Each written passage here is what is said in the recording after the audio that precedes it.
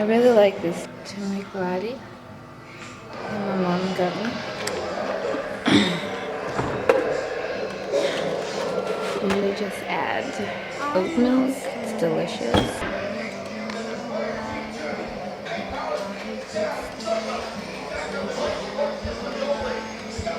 Today is a very great day.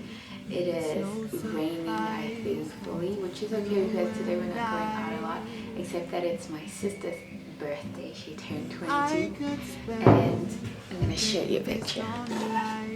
It's this. I love this picture of us. It's this. But you've seen her here online. This sister.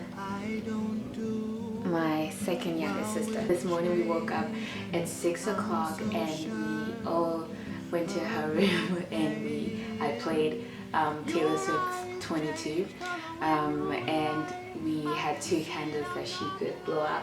Anyway, it was nice.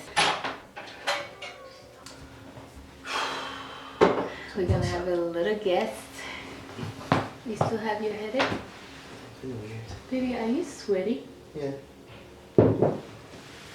That's weird. Your face is sorry. Okay, lay down, drink water. Do you want to cook? Or you just want to lay here in the bed?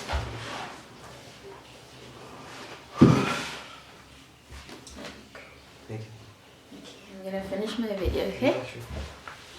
Okay, so today's video is actually about my vision board and how I made it, and I wanted to share with you a way that you could make a holistic vision board, because I've made vision boards before, but I've always kind of like just put everything together. I never really separated into sections, but the more I work towards my own holistic journey, the more I really value like being able to separate the sections into areas I want to focus on and what I specifically want to do in that area. So for me, I decided to separate between mind, body, soul, and surrounding. And for mind, it was mostly about growth, it was about reading, it was about mind frames, mindset, those kinds of things. And then for soul, it was more like my own connection to my creativity, to my spirituality. It was also about being grounded in this higher knowing of my purpose and what I'm aligned to, and following my intuition and following my truest desires. I put actually a blog post on Bloom Baby Bloom, which you can check out, and I talked more about the differences between mind and soul, because sometimes you're like, okay, where's my mind and where's my soul? And your mind is kind of like the processing machine, but your soul is what it's processing. So you can use your mind either to help you get closer to your soul mission, or it can be used as a distraction away from your soul mission. So you have to know how you're going to use your mind, how you're going to program your mind, how you're going to set up your mindset so that it helps you achieve your soul mission. So I wanted to separate those two things clearly to make sure, okay, this is for mind and this is for soul. Then body is just everything, like health, eating well. It can be hair, it can be skincare, it can be, yeah, like I said, food, exercise. I put a picture of a lady who I thought just looked, you know, like in a good healthy body. I know that as I've grown older, my focus on what I want for my body is much different. And also that's because I've learned to have a healthier relationship with my body and to appreciate it rather than use it as something that I have to mold as a form of acceptance or validation, either from myself or external factors. But I know that, okay, my body is my vehicle in life and it's my temple, and how do I take care of it? How do I show it love and care? And how do I maintain it? Like almost like a sacred place that you want to take care of, like with good thoughts, with good exercise routines, but also not exercise routines that are based on punishment or because I need to look a certain way. Of course, I understand that we are all on different journeys. If you want to put on weight or lose weight because of health reasons, that's entirely up to you, and maybe that's your journey. But as long as it's from a place of a loving place, where you know that it's because you care for your body. Because to be honest, I think we forget how valuable our bodies are, in the fact that where they take you every day, the things they do for you, how they put you to sleep, how they wake you up, how they help you comb your hair. Like, our bodies are more than just aesthetics, you know, they are functional, organic things and they need a connection from us that goes beyond just aesthetics. So I'm really happy that my relationship to my body and how I want it to look is more balanced now. At least that's what I feel. But as you grow, you might feel like, okay, now this is more balanced. And that for me just means I want to take good care of my body. I want to live well. I don't want to be obsessive, but I want to be consistent at the same time. Now for my surrounding section, I focused more on creating things I want besides mind, body, and soul, which is another section I think we should always have when you think about holistic living or holistic healing, or even holistic vision boarding or visualization. And for me, I think surrounding is like all the things I want to be surrounded by. It can be great relationships, family, soul tribes. It can be your environment, your house, the clothes you want to wear. I've been expressing a lot how I want to revamp myself. I feel like, especially now that I'm ending my 20s, I feel like there is a way I want to celebrate that, not just only through age, but also through how I address myself, or how I adorn myself, as I like to call it. Now I really know the kind of way I want to dress in the future me. Of course, some of the things I've already been dressing that way, but you know, I just want to take it to my 30-year-old level, if that makes sense. I mean, I have that, and also our home. I have the vision of a home because I want to have my own space. I want to have a place that is filled with our own energy, with our own direction in life. Because a space like a home is a big deal, and wherever you live has a great influence on your well-being or your deterioration. So I feel like when you have your own space, you're more capable of creating the kind of atmosphere that you want to live amongst.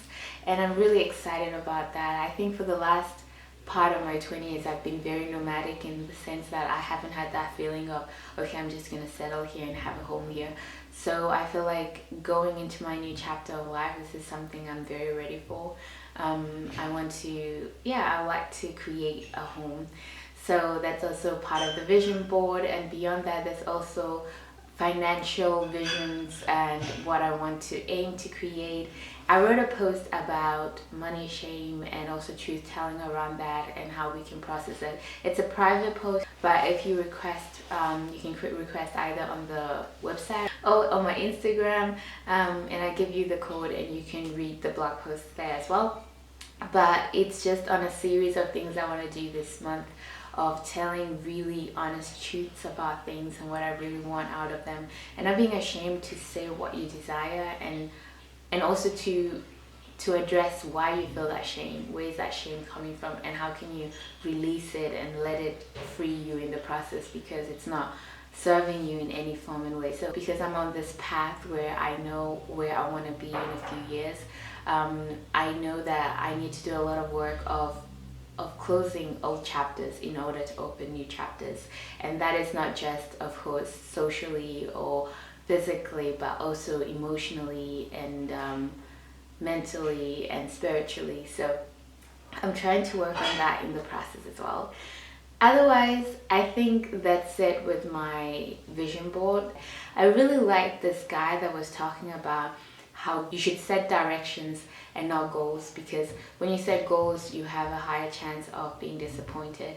And when you infuse disappointment, which also infuses shame into your journey, which also infuses disheartenment. So it's much more encouraging to have a direction and saying this is where I'm heading in life, than saying these are my goals, I need to achieve this by da-da-da. But instead, have a direction. And of course you have to sense with yourself, because some people, maybe they've been on the fuzzy road too long and they need clear goals, and that's how they progress. But other people might feel like, okay, I've tried the whole military approach, and now I want something a bit more abstract but also directional, and not so much, like, okay, it has to be concrete and this exactly as it is. So after you have your vision board, I have mine on my website, but I also have it on my phone. And another thing you can do if you have a diary, like you can have it printed out, and this is like maybe a half of an A4. I'm really sorry, maybe I'll put it down. So you can have your vision board also in front of your diary, so that you can look at it every day and remember where are you heading in life. Especially if your diary also works as a planner like mine does. I put everything in one place, so I also plan my days, my weeks, my month, my projects, all in my diary, even my sketches for illustrations. So all of them are in one book.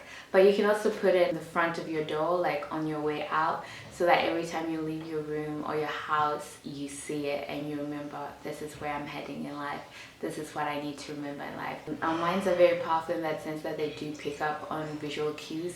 And if you see constantly, it's kind of you giving yourself a subconscious direction, like reminder all the time, like, oh, I remember the images. I remember what they made me feel. And obviously, for me, creating it digitally also made that resource-wise, it was easier. I had all my pictures from online, like from either Google or from Pinterest, which I really preferred because it creates less waste, and also it makes it easier for you to have it digitally already. You can have it a cover for your computer, or you can print it out, or you can send it to other places that you usually hang out so that you can look at it whenever you get distracted. But for me, when I was looking for pictures, what was really important was find pictures that you really connect with, and really look over your vision board once you're done. I had to change a lot of things. Like sometimes I had words where I'm like, I like that, but it also triggers some things I don't want to think about every time I say it. Find the words that really resonate with you. Find the pictures that really resonate with you. Don't leave anything on it where you're like, meh, but okay, I just need to fill that spot. No, that's another reason why it's good to do it from digitally, because if you do it digitally, you really have more options of finding the pictures that really resonate with you. Whereas if you have a stack of magazine, it's only what is available in that stack of magazine. And also it's eco-friendly, I would say, because after that you just print out one example or maybe two, and that's it, you're done. You don't need to use a lot of resources to create it beyond that.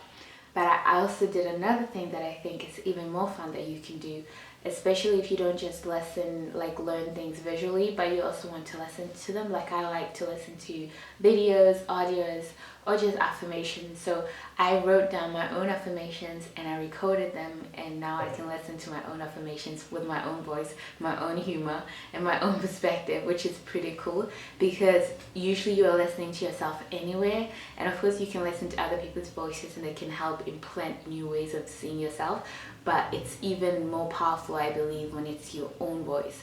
So I would really recommend that you write down a list of affirmations that you really need and that you would really like to work towards, again, directional instead of fixed goals, and then you just listen to it. Obviously I'm aiming to listen to it at least every day or every other day, but just so that I have my own voice being directed in the vision that I have for my life, rather than just it being random thoughts, which can sometimes happen. So I had to take it over and over again, my audio, until I feel like, okay, yes, this is the vibe I'm going for.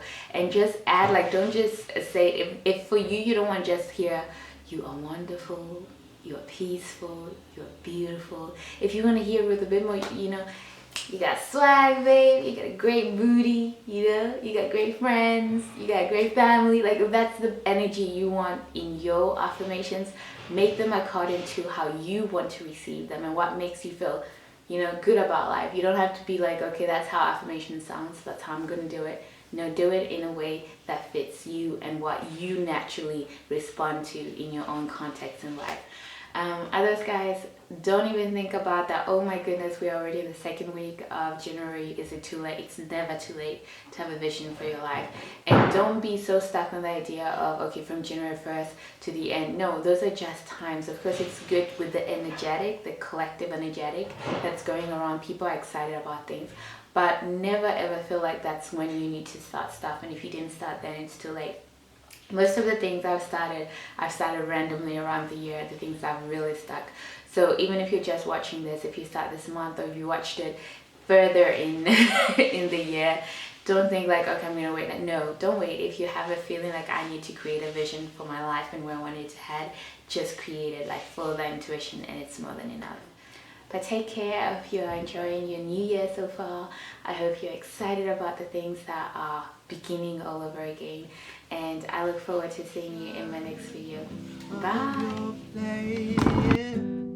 Your eyes change color when you lie. I can see it, I'm not blind, yeah.